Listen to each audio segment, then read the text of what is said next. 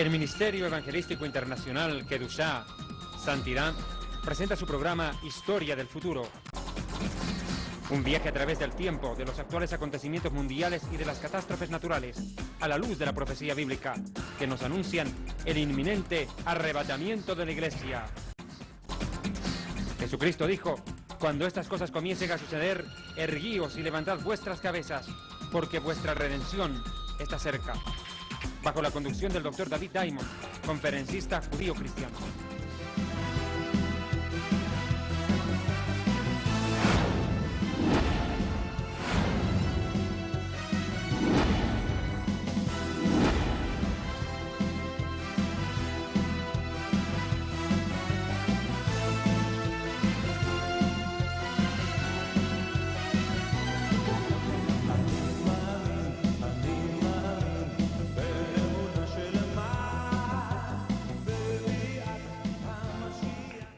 Un 9 de Av, que equivale al 6 de agosto más o menos del año 586, los babilonios destruyeron el primer templo de Jerusalén. Fue arrasado el templo de Jerusalén. Pero luego de eso, el pueblo judío estuvo cautivo 70 años en Babilonia. Babilonia es la actual Irak, la tierra donde hoy en día se vive un verdadero polvorín bélico que amenaza contagiar a todo el mundo y la región. Allí el pueblo judío estuvo cautivo 70 años. Esos 70 años no había templo en Jerusalén. Luego de esos 70 años, los judíos regresamos a Tierra Santa. Y en la época de Nehemías, Esdras, Ageo, Malaquías y otros más, se edificó un segundo templo en la ciudad de Jerusalén. La reconstrucción del segundo templo, descrita por muchos profetas. Ese templo de Jerusalén, pero tuvo algo muy curioso, ¿sabe usted? Cuando llegaron los judíos de Babilonia, vieron la piedra de 180 toneladas sobre el monte Moriah, cuenta la historia judía, no la Biblia, esto está en la historia de Israel, y vieron que esa piedra era gigantesca. Muchos dijeron: ¿y esta piedra qué hace acá? Ignorantes de lo que antes había ocurrido en ella, tal vez. E intentaron remover la piedra y se dieron cuenta que si movían esa piedra de 180 toneladas, todo el monte se venía abajo. Escuche bien. Entonces, los sabios, entre comillas, de aquel tiempo, decidieron construir el segundo templo de Jerusalén, no alrededor de la piedra como el primer templo, sino que decidieron construir el segundo templo de Jerusalén junto a la piedra, junto a la piedra. Curiosamente, esto es lo que profetizó el rey David cuando dijo: la piedra que los edificadores desecharon era la cabeza del ángulo. Ellos ignoraban que al hacer eso estaban cumpliendo una profecía lanzada por el mismo rey David, quien anunció que el segundo templo sería reconstruido, pero junto a la piedra y no alrededor de la piedra, que se llama piedra del fundamento, de la cual fue fundado el mundo, de la cual ya hemos hablado en su momento. Esa piedra tiene un valor preponderante para la historia de Israel. El segundo templo fue construido junto a esa piedra, pero no obstante el profeta Ageo habló de ese segundo templo y dijo Ageo lo siguiente en el capítulo 2: haré temblar a las naciones y vendrá el anhelado de todas las naciones y llenaré de gloria esta casa. ¿Cuál casa? El segundo templo de Jerusalén. Así ha dicho Adonai de los ejércitos: mía es la plata y mío es el oro, dice el Señor de los ejércitos, y la gloria postrera de esta casa, del segundo templo de Jerusalén, el primero fue el de Salomón, el segundo fue el de Nehemías, Esdras y demás, será mayor que la primera, ha dicho el Señor, y daré shalom en este lugar, daré paz, dijo el Señor. Quiero que me entiendan esto. ¿Cómo puede ser posible que acá Ageo, de parte de Dios, anuncie que la gloria postrera del segundo templo sería mayor que la primera, cuando todos sabemos, históricamente, que el templo de Salomón fue el templo más hermoso que existió en Israel, y que el templo que narra Ageo fue un templo bonito, pero no hermoso como fue el primero? Entonces, ¿cómo puede decir acá Ageo que la gloria postrera sería mayor que la primera? Pues bien, mis amigos, no se equivocó Ageo. La gloria del templo no fue la hermosura del decorado de oro y de plata que le dio Salomón al primer templo. La gloria del segundo templo radicaba no en la hermosura del templo, sino en quién lo visitaría. Fue allí, a ese templo, al segundo templo de Jerusalén, aquel que tenía la piedra afuera, a ese templo donde entró la gloria del Señor. Y la gloria del Señor se llama Yeshua el Mesías.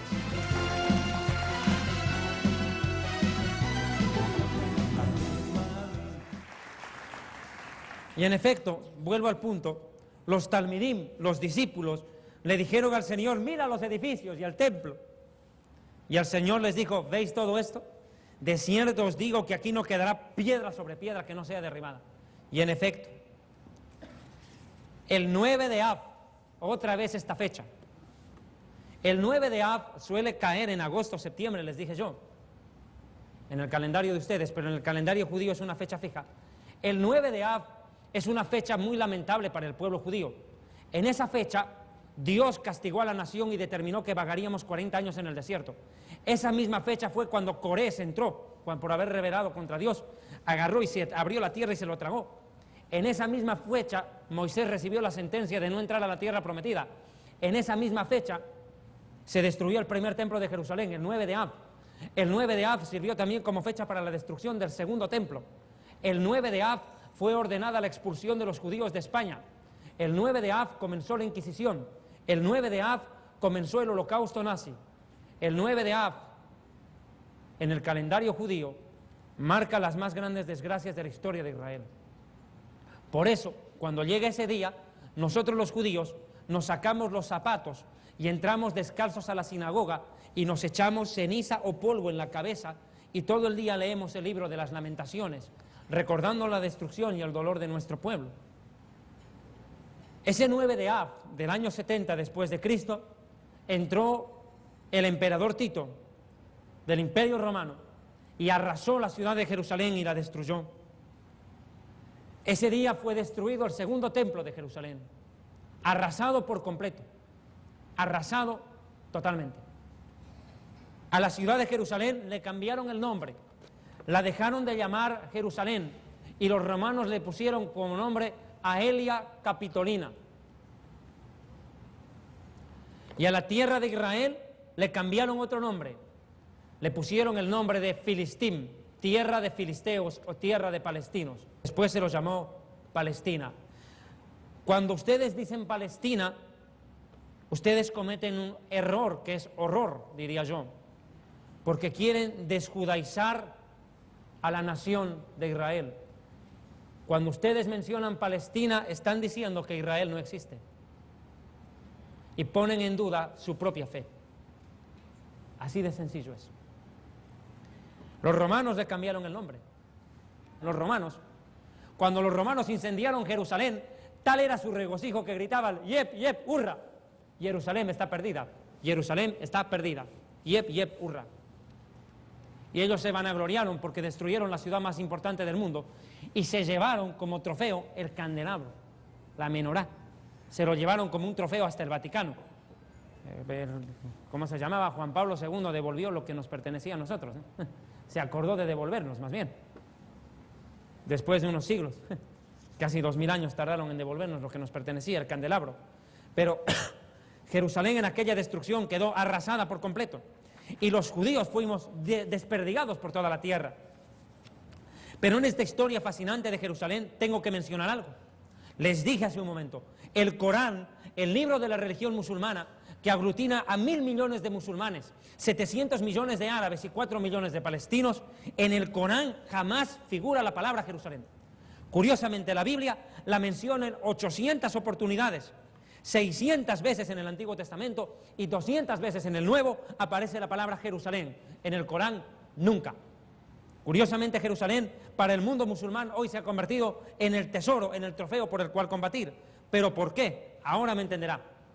Cuando Jerusalén es destruida en el año 70 después de Cristo, los judíos somos dispersados, viene el califa Omar, el segundo califa después de Mahoma. En el siglo VII, el califa Omar ordena construir la mezquita de la roca, el domo de la roca.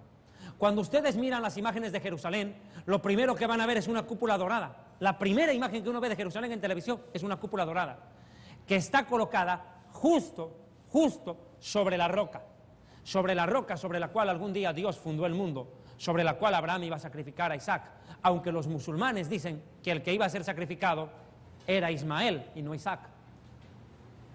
Allí, dicen los musulmanes, el profeta Mahoma se paró y ascendió en un caballo blanco al cielo. Curiosamente, ese relato tampoco aparece en el Corán. Lo que sí está escrito es que el Mesías que vive para siempre subió desde el Monte de los Olivos al cielo. Yeshua subió. Él sí ascendió a los cielos. Y en esta semana quiero aprovechar en este acápite una tropa de sinvergüenzas y blasfemos con fines económicos, empresariales y de marketing se han dado a la tarea de tratar de destruir nuestra fe. Decir no solamente que encontraron una tumba, sino pretender aseverar que Yeshua no resucitó. Decir que encontraron el cadáver de Yeshua el Mesías. Realmente es una cosa que abochorna. A tal grado la maldad del ser humano, a causa de verse multiplicado la maldad, el amor a Dios se ha enfriado, el respeto a lo sagrado ha quedado por el piso. Si Jesucristo no hubiera resucitado, dice Pablo en 1 Corintios 15, verso 14, dice, y si Cristo, si Yeshua el Mesías no resucitó, vana es nuestra predicación, inútil también nuestra fe, y estamos perdidos en nuestros pecados, somos hallados falsos testigos de Dios. Hermanos, el nacimiento de Jesús no es la fecha importante para celebrar, sino la resurrección. La resurrección es la clave de la fe. Ahora entendamos por qué Jerusalén es santa, no para los judíos ahora, sino para aquellos que creemos en Yeshua como Mesías. Para el cristianismo es una ciudad santa porque allí murió y resucitó el Mesías. Yeshua se distingue de los demás profetas de la historia por dos cosas claves. La primera, porque fue el único que habló y dijo yo soy Dios, y demostró serlo. En todos los juicios de la historia, en cualquier juicio, en cualquier causa penal o civil, el juez juzga los hechos de los cuales se lo acusan al imputado. Se juzgan hechos. El único juicio en la historia donde no se juzgaron los hechos, sino la identidad del imputado, es el juicio del Mesías. A Jesús nadie lo pudo culpar de algo que haya hecho o hubiera dejado de hacer. A Jesús lo sentenciaron a muerte no por haber hecho algo, sino por haber dicho algo. ¿Y qué dijo? ¿Eres tú el Mesías, el Hijo de Dios? Yo soy. Eso dijo él. ¿Usted lo ha dicho? Bien, usted lo ha dicho. Sí, eso soy. Blasfemia, dijo. Y se rasgaron las vestiduras. Se rasgaron las vestiduras y luego se rasgó el velo del templo. Las dos cosas se rasgaron. Cuando estaba escrito en Deuteronomio que el sumo sacerdote no debe romperse nunca las vestiduras, se las rompió. Y después el velo lo rompió Dios. Y quiero decirles una cosa clara acerca del velo. Cuando el velo que dividía el lugar santo del Santísimo se rompió de arriba para abajo, no de abajo para arriba para creer que un hombre lo partió. Segundo, se partió justo por la mitad, eso solamente Dios lo hubiera hecho. Y tercero, cuenta la historia judía que 3 bueyes jalando de cada lado no podían romper el velo. Solo Dios pudo haber roto ese velo. Y lo rompió para que ahora todos podamos acceder hasta el trono de la gracia. Yeshua abrió paso. Pero no solamente fue su muerte para darnos vida, sino su resurrección. Si tú creyeres en tu corazón que Yeshua es el Señor y confesares con tu boca que murió y resucitó, serás salvo. Pero cuando uno dice que Yeshua no resucitó y que encontraron el cadáver de Jesús, a más de cometer una blasfemia y una torpeza, definitivamente pretende enterrar al cristianismo en la historia. Pero Jesús no será enterrado en la historia. Él resucitó para vencer no solo a la muerte, sino a aquellos verdugos que quisieran verlo muerto, pero lo admirarán por siempre. Definitivamente, Yeshua demostró ser Dios, porque no solamente sanó enfermos, limpió leprosos, resucitó muertos, sino que Él mismo se levantó de entre la muerte, de entre la tumba al tercer día, y reina por siempre. Y en segundo lugar, Yeshua constituyó un pueblo, la iglesia, y por más que el infierno y las puertas del Hades se nos vuelvan a levantar en este siglo para hacernos creer que el cadáver de Jesús está ahí, las puertas del Hades no prevalecerán contra la iglesia. Nunca lo harán. Jamás. Nosotros nosotros somos invencibles, porque nosotros estamos con el Señor, y el que está con Cristo es más que un vencedor. Y hoy lamento mucho que esta doctrina diabólica de pretender hacer creer que Jesús tuvo relaciones con María Magdalena, yo decía el otro día en el programa con el pastor, si es de que Jesús tuvo relaciones con María Magdalena y se casó y tuvo hijos, ¿por qué la Biblia no registra ese matrimonio? ¿O es que me van a decir que no era necesario casarse? ¿Están diciendo que Jesús era un fornicario? ¿Que no necesitaba casarse? ¿Eso es lo que pretenden decir estos blasfemos? Aparentemente sí. Claro, no, Jesús no necesitaba casarse, tuvo relaciones con María Magdalena y tuvo descendencia, y ahí está el cadáver. Perversos, malvados, gente que no tiene respeto por los santos. Lo triste de esto es de que esta mentira se ha inundado por el mundo entero.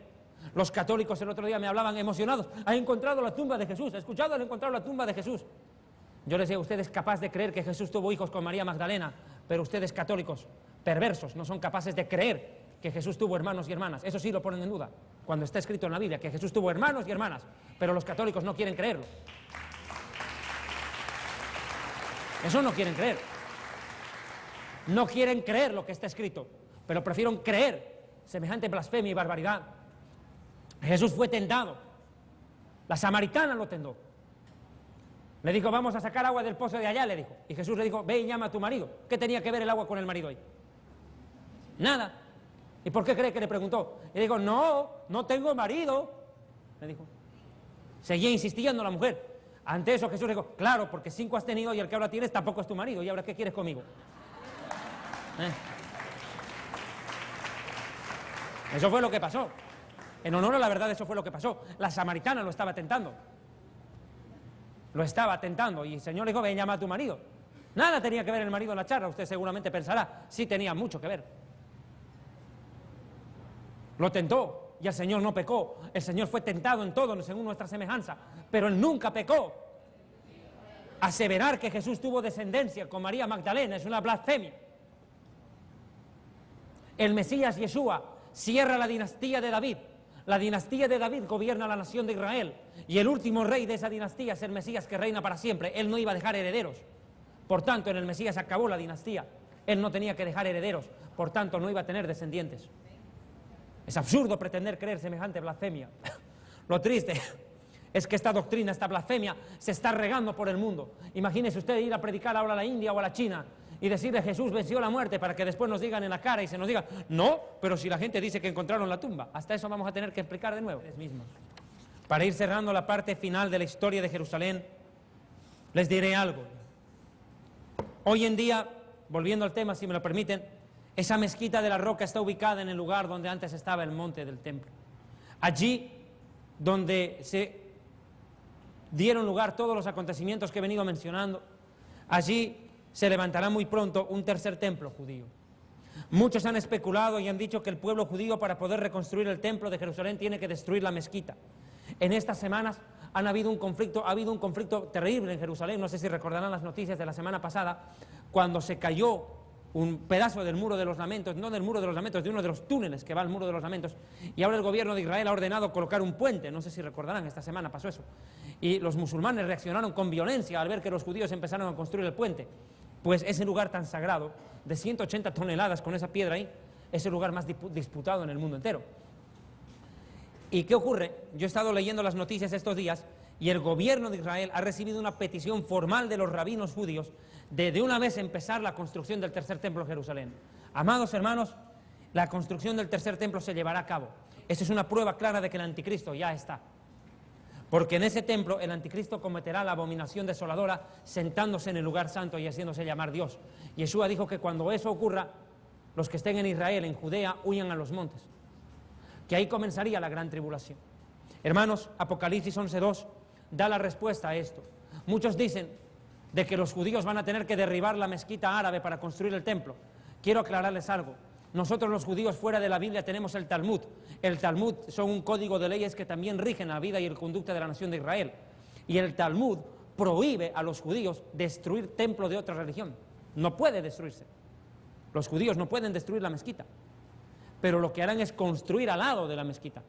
Y Apocalipsis 11:2 lo demuestra, que no se destruirá la mezquita. Vea Apocalipsis 11, verso 2.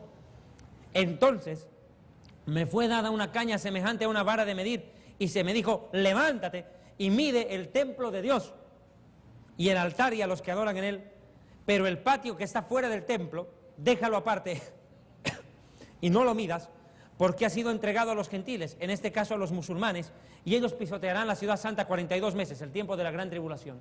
Acá ustedes pueden ver que la mezquita no será destruida y que el templo de Jerusalén será edificado junto a la mezquita árabe. ¿Cómo se hará esto? Y eso es lo que está pasando hoy en el mundo. Los musulmanes están reclamando a Jerusalén como capital de un futuro Estado palestino, por las razones que ya he enunciado anteriormente. Israel cederá control de Jerusalén, sí lo hará, aunque si bien Jerusalén es la capital eterna e indivisible del Estado de Israel, lamentablemente los líderes políticos de Israel entregan territorio a cambio de paz. Más tierra, más tierra, más tierra y nada de paz, nada de paz, nada de paz. La política de territorio por paz es un fraude que no hará otra cosa que preparar las condiciones que desde ya están listas para el surgimiento de un falso Mesías en la nación de Israel llamado el Anticristo.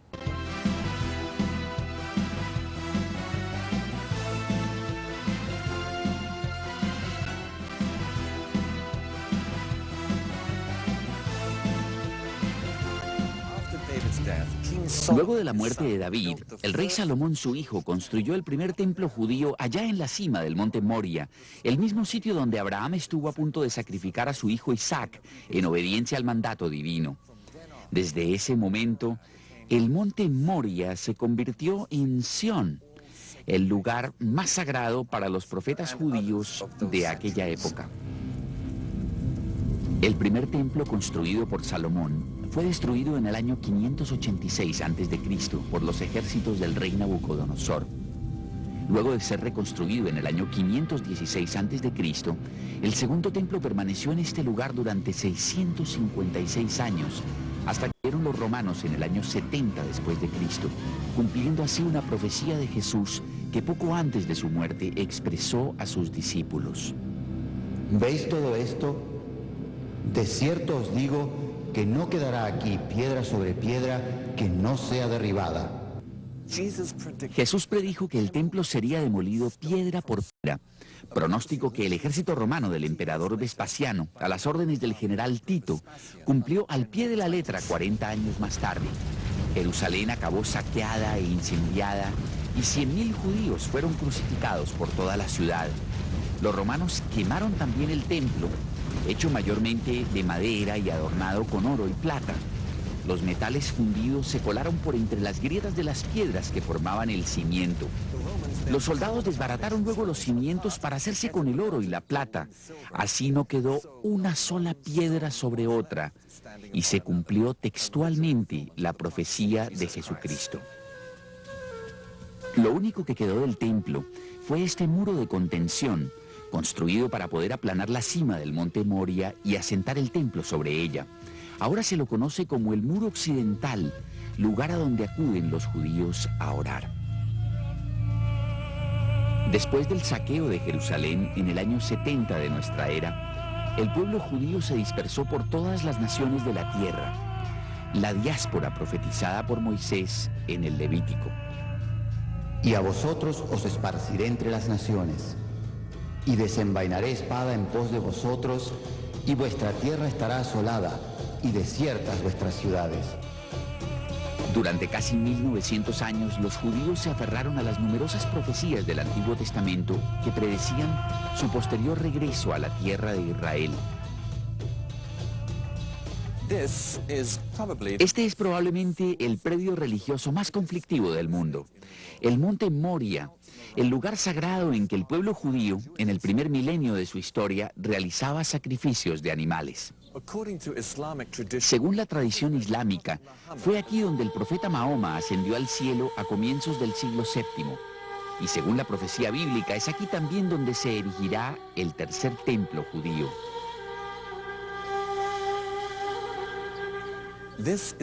Aquí se aprecia la mezquita de Omar, construida el año 688 después de Cristo.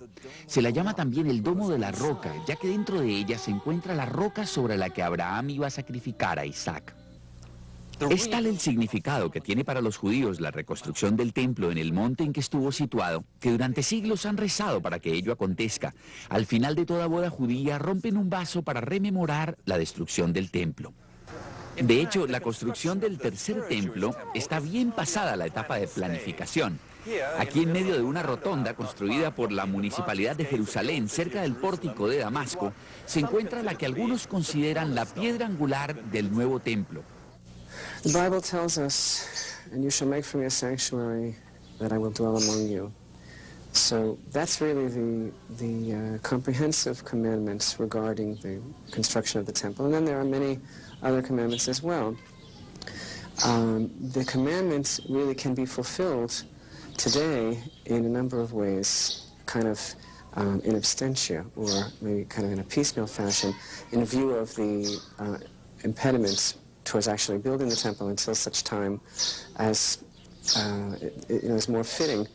So the main way that the Institute is going about the fulfillment of the commandment and occupying itself with the goal of trying to do really as much as possible in our time towards the temple is by creating the vessels. So the vessels that are being created today are not just models or replicas, but are actually made in accordance to the biblical requirements, and therefore are really ready to be used according to biblical law and can be used in the new temple. There is plans, sure there is plan. As a matter of fact, there's places in Jerusalem that they're already building the vessels, and they're learning, like in yeshivas, like here in Mount Zion we have a yeshiva, we have a university for Jewish studies. They learn all the different laws as to do with the sacrifice and all the different laws as to do with the temple.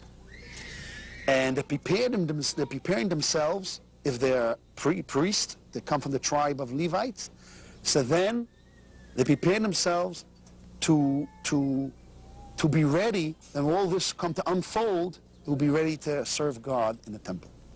We believe that this is the destiny of the Jewish people, and that we are commanded to be occupied with the building of the temple, just as we are commanded to sanctify God's name in every other way. So no, we're not really waiting for the Messiah. We don't feel that his arrival is a prerequisite for the building of the temple. Sin embargo, la reconstrucción del templo es impensable, pues para ello habría que demoler la mezquita de Omar, lo cual sin duda provocaría una guerra santa entre árabes y judíos. Aquí entra en escena el anticristo, un personaje de una sagacidad política y un magnetismo extraordinarios, que según la profecía bíblica salva al mundo de un inminente colapso provocado por acuciantes crisis económicas y sociales aún por desatarse. Este genio de la diplomacia acomete la increíble proeza de forjar la paz mundial y, según lo advierte la Escritura, será objeto de la adoración del mundo entero.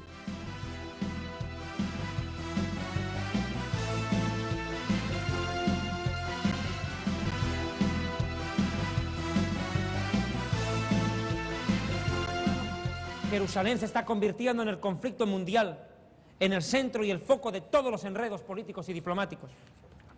En estos días ha salido ya a nivel internacional una moción política que está encausada por el gobierno norteamericano, y les voy a decir abiertamente, la guerra contra Irán y contra Siria parece ser imparable. Estamos a la vuelta de una nueva guerra. Hermanos míos, nadie sabe cuándo es el arrebatamiento de la iglesia, no existen fechas ni horas, pero estamos cerca. Hermanos míos, Jerusalén es la ciudad más importante del mundo. La Biblia llama a Jerusalén ciudad de Dios, y eso nunca lo olviden. Jerusalén, más que pertenecerle a judíos, árabes o cristianos, le pertenece a Dios. Yeshua el Mesías dijo: no juren por el cielo porque es el trono de Dios, no juren por la tierra porque es el estrado de Dios, y no jurarán por Jerusalén porque es la ciudad del gran rey, y ese gran rey es el Mesías. Allí, por esa ciudad que se derramaron tantas gotas de sangre, litros y litros de sangre, se está creando un nuevo conflicto. Jerusalén se va a convertir en el conflicto mundial para el tiempo final de la historia. Zacarías capítulo 12 es el que mejor describe esto, por favor. Veamos Zacarías 12. Se habla de eso del Mesías. Hermanos míos, el tiempo se está agotando. Estamos viviendo un oleaje de violencia internacional y de desestabilización diplomática. El Oriente Medio y Jerusalén en especial se han colocado en el ojo de la tormenta. Jerusalén se convertirá en el peor dolor de cabeza para la humanidad de aquí a un tiempo. Y ya está comenzando a hacerlo. He aquí que yo pongo a Jerusalén, Zacarías 12:2, por una copa que hará temblar a todos los pueblos de alrededor contra Judá. Vea usted que no dice Palestina, dice Judá. En el sitio contra Jerusalén. Los pueblos de alrededor rodeando a Jerusalén, causando problemas por Jerusalén. En aquel día, verso 3, yo pondré a Jerusalén por piedra pesada a todos los pueblos, y todos los que la cargaran serán despedazados, bien que todas las naciones de la tierra se juntarán contra Jerusalén. Hermanos míos, la Primera Guerra Mundial tuvo por objetivo evitar el crecimiento de la comunidad judía en Europa. La Segunda Guerra Mundial tuvo por objetivo acabar con los judíos en el mundo, en el Holocausto nazi. La Tercera Guerra Mundial, que es inevitable, tendrá por objetivo la conquista de Jerusalén y la destrucción eterna del pueblo judío. No lo conseguirán, porque el Dios de Israel intervendrá enviando al Mesías. En Zacarías capítulo 14, verso 2 lo dice. Porque yo reuniré a todas las naciones para combatir contra Jerusalén, y la ciudad será tomada y sacada las casas, violada las mujeres, y la mitad de la ciudad irá en cautiverio, pero el resto del pueblo no será cortado de la ciudad. Después de esto saldrá el Señor, saldrá del cielo, como el Apocalipsis 19 también lo dice, que el cielo se abrió y un jinete en caballo blanco vino cabalgando, y peleará con aquellas naciones como peleó en el día de la batalla, y se afirmarán los pies del Señor en aquel día sobre el monte de los Olivos, que está enfrente de Jerusalén al oriente, y el monte de los Olivos se partirá por la mitad. Este será un momento glorioso, marca el regreso del Mesías, pero Jerusalén vivirá tal momento de dolor, que una bomba nuclear de una potencia jamás antes vista estallará en Jerusalén minutos antes de que el Mesías ponga los pies sobre la ciudad santa. Vea 14:12 de Zacarías. Zacarías 14:12 dice que esta será la plaga con que herirá el Señor a todos los pueblos que pelearen contra Jerusalén. La carne de ellos se corromperá estando aún sobre sus pies, y se consumirán en sus cuencas, en las cuencas, sus ojos, y la lengua se les deshará en la boca. Una bomba nuclear de una potencia impresionante, jamás antes vista, detonará minutos antes de que el Mesías baje a la tierra.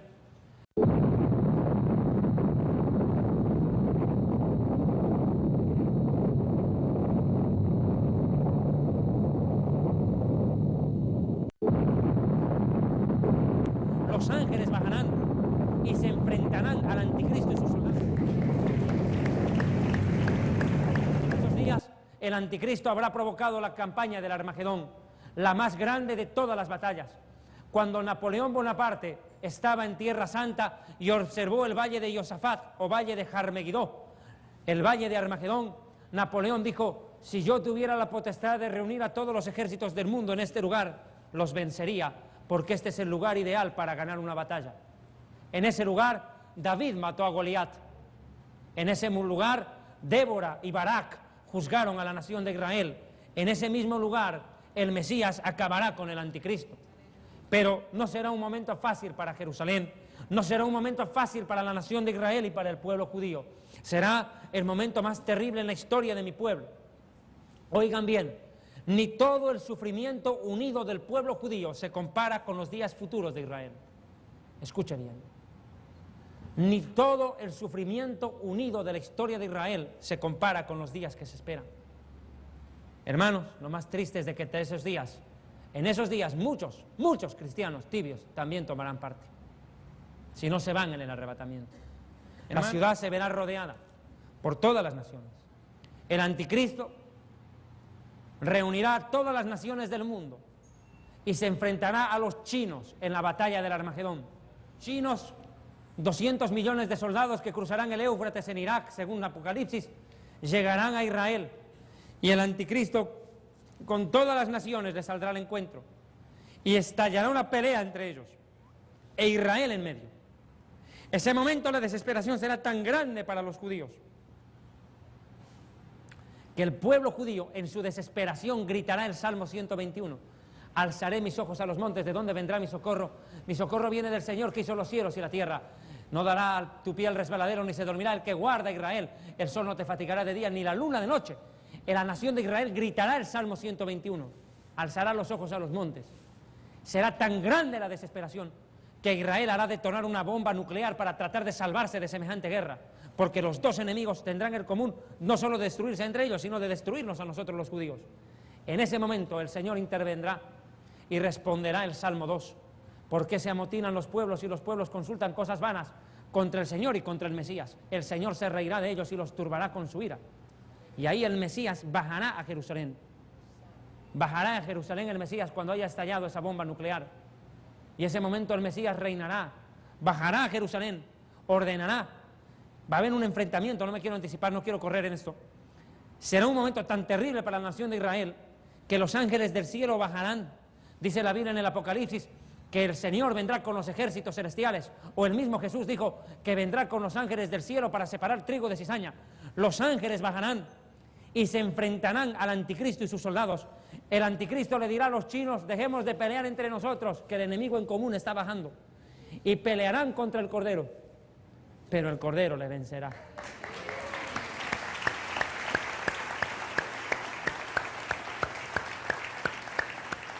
Y ese momento pelearán contra el Cordero, y el Cordero enviará a sus ángeles, y sus ángeles destruirán a los ejércitos del anticristo y al ejército chino. Los destruirán en Jerusalén y los pisotearán.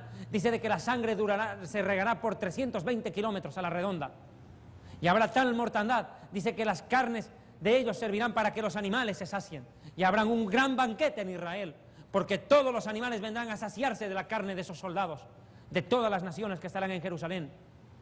Y 2/3 partes de la humanidad desaparecerán en ese día, porque tal será la potencia de la reacción nuclear de esa bomba, que acabará con 4 de 6 personas que estén vivas en la tierra. 4 de cada 6 morirán en ese día en la tierra.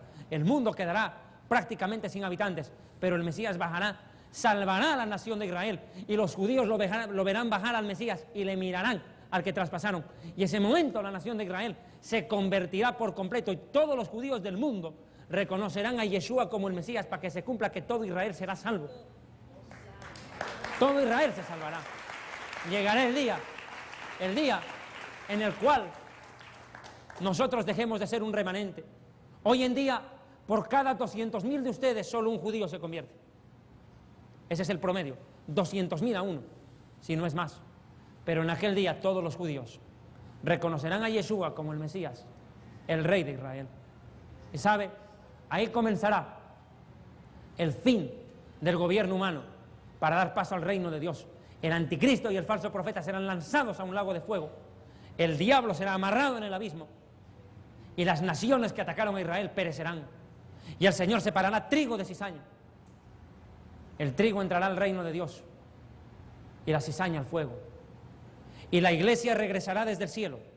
Primero bajará el Señor a agarrar al anticristo, los ángeles a pelear contra las naciones que ataquen a Israel, y cuando ya la cosa esté en paz, bajará la esposa del Cordero, la iglesia, bajará a la tierra y gobernaremos 1000 años este planeta. Y luego la nueva Jerusalén bajará a la tierra. Bajará la nueva Jerusalén, y la iglesia, con cuerpo glorificado, gobernará a los que hayan sobrevivido a los 7 años de tribulación. Gobernará a aquellos que todavía tengan cuerpo mortal y hayan sobrevivido. Esos que tengan cuerpo mortal entrarán al milenio y se reproducirán. Ellos se reproducirán.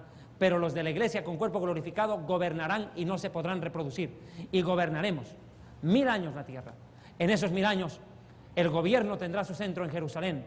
El Mesías Yeshua gobernará el mundo por 1000 años desde Jerusalén. El rey David gobernará la nación de Israel, y los profetas juzgarán a los 12 apóstoles a las 12 tribus, como Jesús prometió, y la iglesia gobernará las naciones. Amados hermanos, esa es la esperanza para Jerusalén y para la iglesia. Yo quiero invitarlos en este momento a que todos ustedes, en este momento de su vida y de su historia, tengan la bondad de acordarse de algo.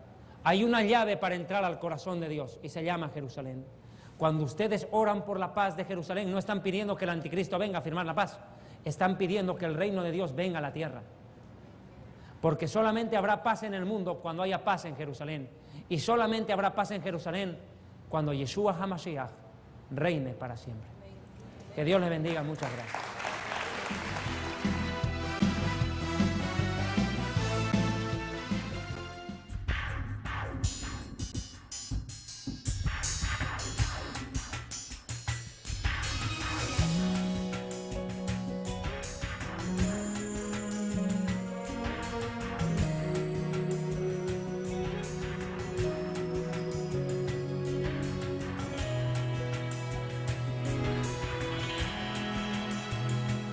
בתפילה, אמן, שעולה, אמן, כל הנשמה תהלליה, אמן.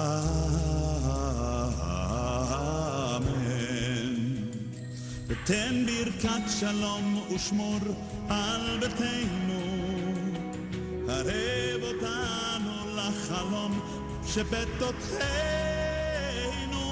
תן תמיד ברכה במעשה ידינו, פתח לבנו שתמיד נשיר לך.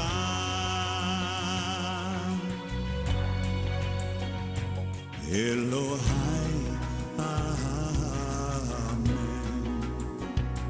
תקוותיי אמן, עטוף אותנו באהבה, אמן.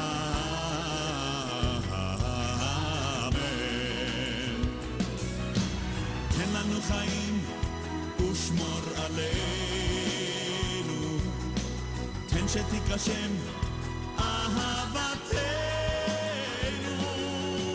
תן לנו ברכה האר פנינו, פתח לבנו שתמיד נשיר לך.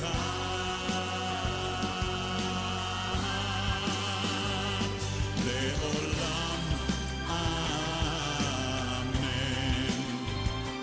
לכולם אמן, חזק את רוח האדם, אמן,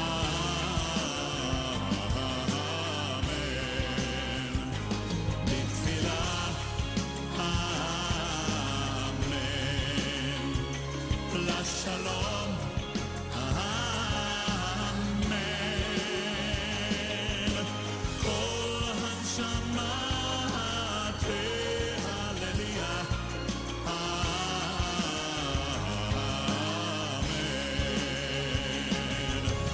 כל הנשמה תהלליה,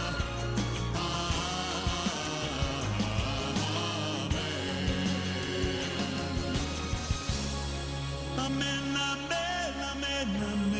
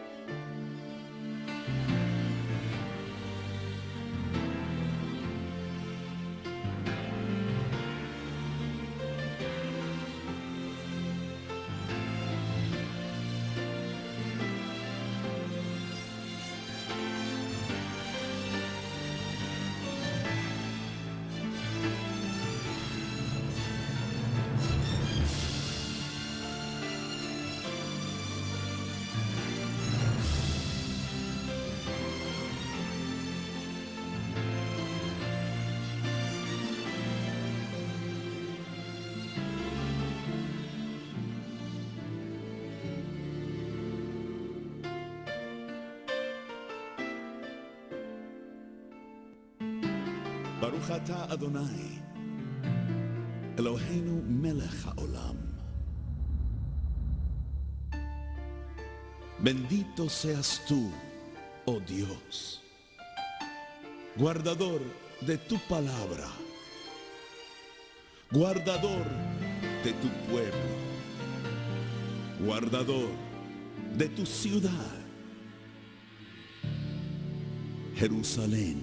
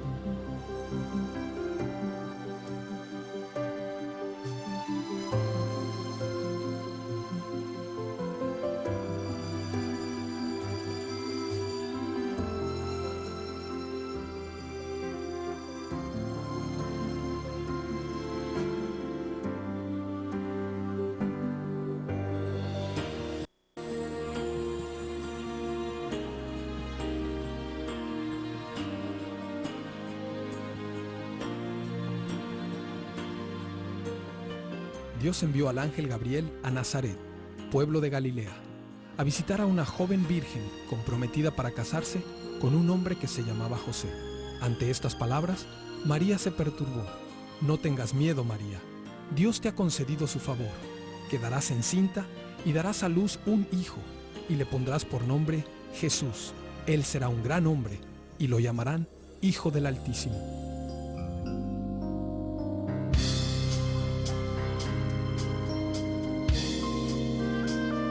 José fue hasta Belén, la ciudad de David, para inscribirse junto con María, su esposa. Ella se encontraba encinta, y mientras estaban ahí, se le cumplió el tiempo. Así que dio a luz a su hijo primogénito. Lo envolvió en pañales y lo acostó en un pesebre, porque no había lugar para ellos en la posada.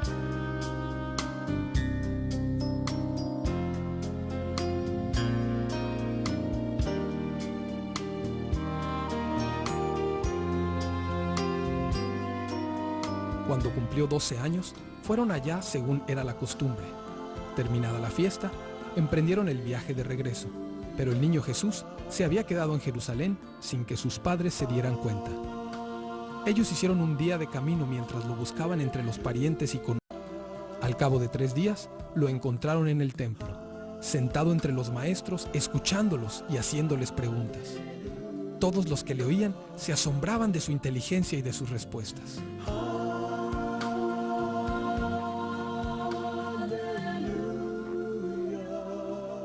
Enseguida, al subir del agua, Jesús vio que el cielo se abría y que el Espíritu bajaba sobre él como una paloma.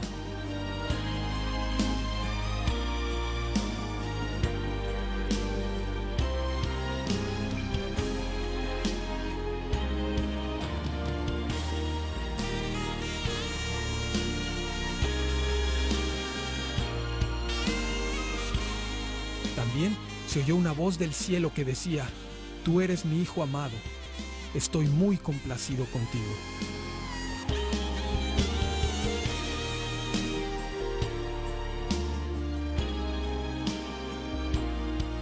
Jesús se puso en camino y las multitudes lo apretujaban.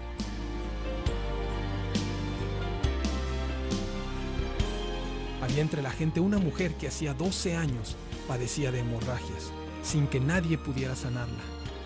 Ella se le acercó por detrás y le tocó el borde de su manto, y al instante cesó su hemorragia. «¿Quién me ha tocado?», preguntó Jesús. «Yo sé que de mí ha salido poder». La mujer se acercó temblando y le dijo: «Hija, tu fe te ha sanado, vete en paz».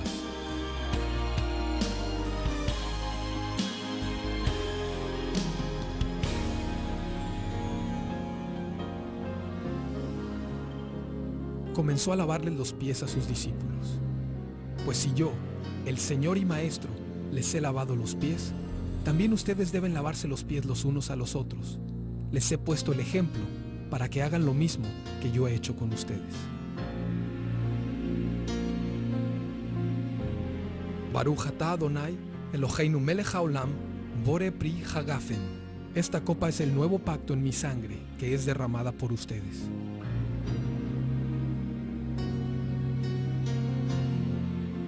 Baruch atah Adonai, Eloheinu melech haolam, asher kirushanu vemitzvotav betzivanu al netilat yadayim.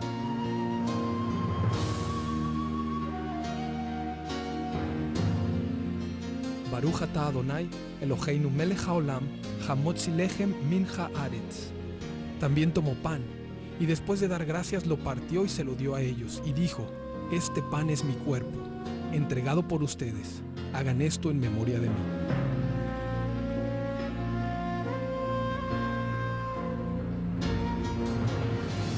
Al salir, encontraron a un hombre de Cirene que se llamaba Simón y lo obligaron a llevar la cruz. Lo seguía mucha gente del pueblo, incluso mujeres que se golpeaban el pecho lamentándose por él.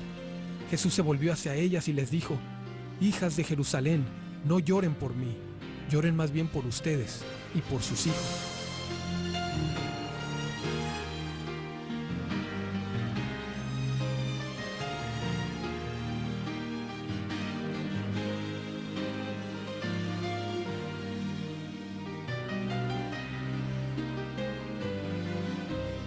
Esto sucedió para que se cumpliera la escritura que dice: se repartieron entre ellos mi manto, y sobre mi ropa echaron suertes. Eran las 9 de la mañana cuando lo crucificaron, junto con los criminales, uno a su derecha y otro a su izquierda.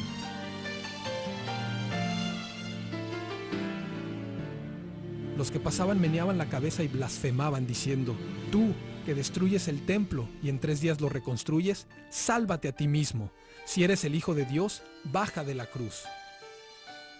Desde el mediodía y hasta la media tarde quedó toda la tierra en obscuridad. A las 3 de la tarde, Jesús gritó a voz en cuello: Eloi, Eloi, lama sabactani. Un hombre corrió, empapó una esponja en vinagre, la puso en una caña y se la ofreció a Jesús para que bebiera.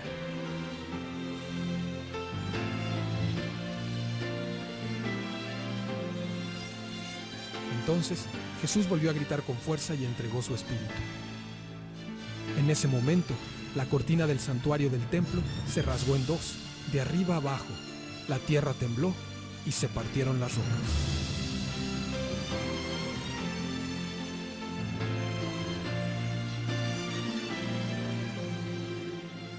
Ha resucitado. La tumba está vacía.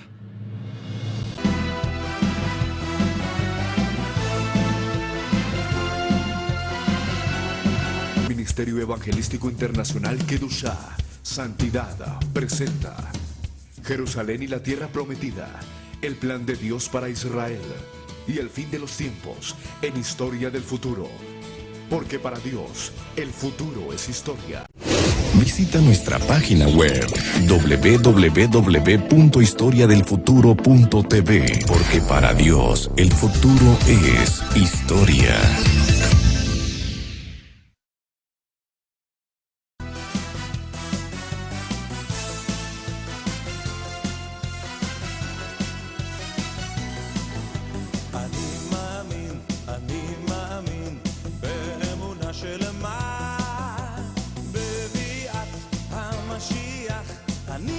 אני מאמין